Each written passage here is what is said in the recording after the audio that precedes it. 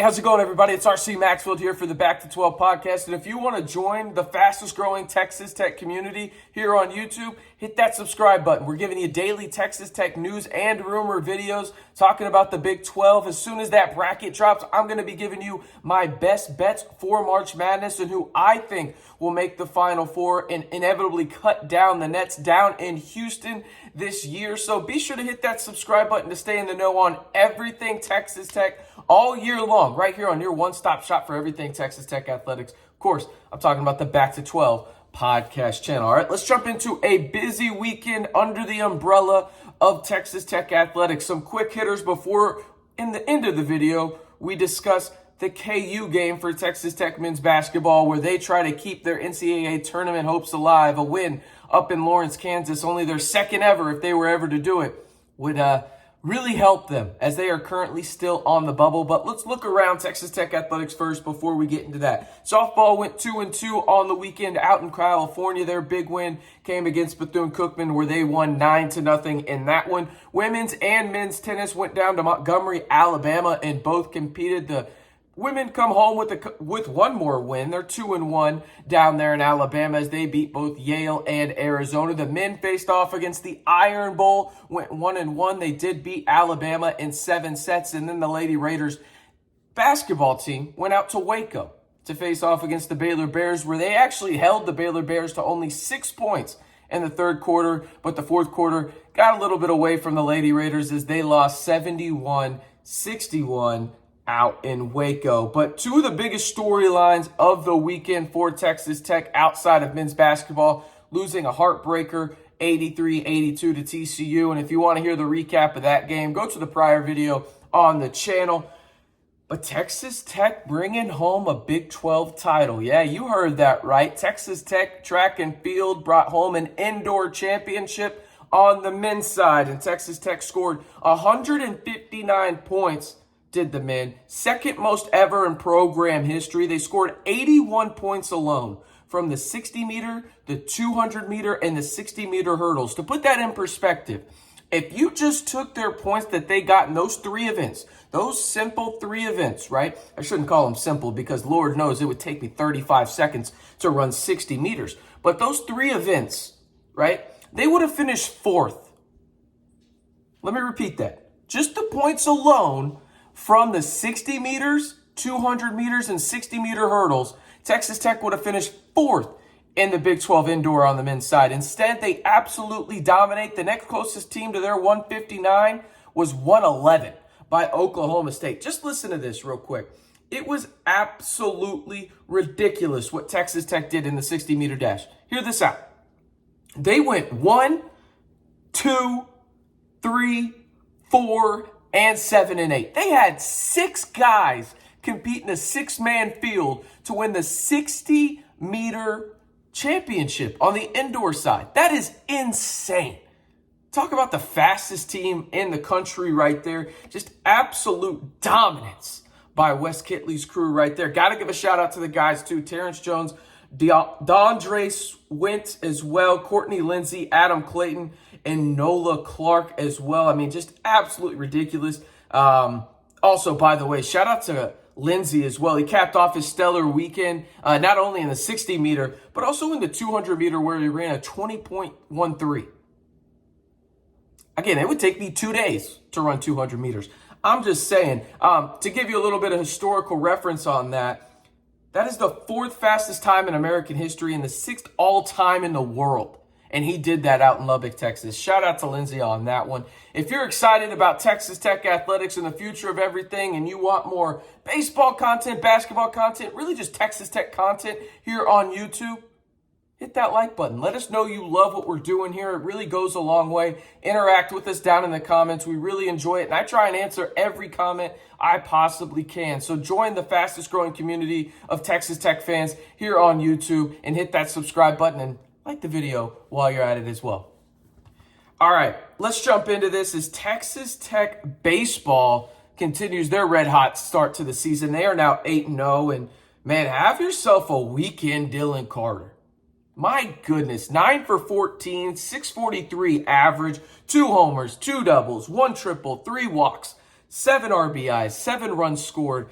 His teammate Hudson White had this to say: "There's no doubt he's probably the best center fielder in all of college baseball. Last year he struggled, but this offseason he worked his tail off. He really put in a lot of time and effort. You can tell that too. He just worked his butt off offensively and is seeing the rewards right now." Texas Tech just absolutely dominated this weekend against the Leathernecks of Western Illinois. I don't know how I feel about the Leathernecks as a mascot, but hey, it's not my school.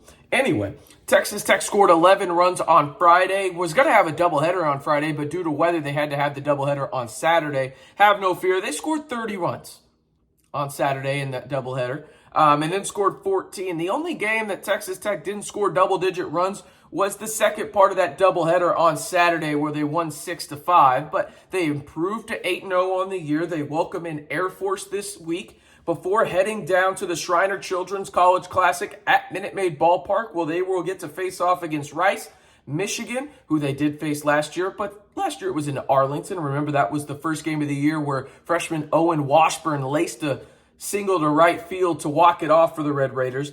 And then they play Texas A&M on Sunday. Now, Texas A&M, they lost 2-3 to Portland this past weekend, so they'll no longer probably be a top 5 team in the country. Still probably in the top 25, but it'll be interesting to see where the Aggies rank out. That is the week ahead for the Red Raiders in baseball. As for the week ahead for Texas Tech men's basketball, it will start off in Lawrence, Kansas, against the top 5 team in the country, in the Kansas Jayhawks. And listen, you see it in the thumbnail, Devion Harmon and Kevin O'Banner.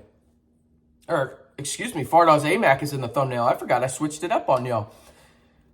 I think in this game against Kansas, if Texas Tech is going to pull off an upset, and it would be really an improbable upset considering you've only won one time in Lawrence. You're 42-7 all time against the Jayhawks. I think Fardaws is going to have a big game. KU doesn't have a traditional big like they've had in the past, whether that was Azubuike, so on and so forth down the line, right? All the way back to Joel Embiid even. They don't have a traditional big. I think this is where Fardaws and guys like Kevin O'Banner can really capitalize on this and really take advantage of the painted area for Texas Tech. Now, that's not to say Jalen Wilson and Kevin McCullough won't have something to say about that for the Jayhawks, but you look at kind of what Kansas brings to the table, right? And I think when you look at it from my point of view, Fardaws has got to be the guy that leads the way for Texas Tech. I think when you look at what Texas Tech has done in the games that they've won against higher-ranked opponents, they've done a really good job at enforcing their will down in the painted area or getting to the painted area to get easier buckets. I think Devion Harmon off screens will have to do that, and I think Fardaws is the key to this game for me. I think if Fardaws has a game similar to what he had against TCU and Texas Tech plays just a little bit better defense, which easier said than done at this point, I think Texas Tech has a shot. Now, that being said, Texas Tech is going to be heavy underdogs here. I would suspect Kansas is probably going to be 8.5, 9-point favorites at home just because of the history aspect of it. And, well, damn it, Kansas just doesn't lose at Allen Fieldhouse. But I do think Texas Tech can go in there and you know they're going to fight. You know they have the opportunity to win. Shoot, you could argue should have already beaten Kansas once this year. Obviously, different circumstances, and you didn't have Fardaws at that point. I truly think the X factor in this game for Texas Tech is getting Fardaws and Kevin O'Banner going. I think those guys have to combine for north of 35 points and 20 rebounds combined. They have to do that if Texas Tech wants to win this basketball game. You have to have your seniors step up. I think Devion Harmon's got to have a big game as well. And then other guys just have to elevate their games. That's just what you have to do in a situation like this against the top 5 team in the country, a team that will likely be a 1 seed on the 1 line in the NCAA tournament, and a team that is historically great at home. Your seniors have to step up. I expect they'll do so. Will it be enough? TBD. But it's going to be a fun one to watch regardless. That game will take place tomorrow night, Tuesday at 8 p.m. on ESPN. Hopefully I hit everything in Texas Tech athletics from this past weekend. Want to give a shout out again to West Kitley and the men's indoor track and field team as they bring home a Big 12 title. Got some football players on that team as well. And then Texas Tech baseball led by Dylan Carter, who hit .643 this weekend with 2 home runs, improves to 8-0 and will face off against Air Force this week at Dan Law Field. I'm RC Maxfield, reminding you one more time, for the latest Texas Tech news and rumors all year long, you know what to do. Join the largest Texas Tech community on YouTube right here on the Back to 12 podcast channel.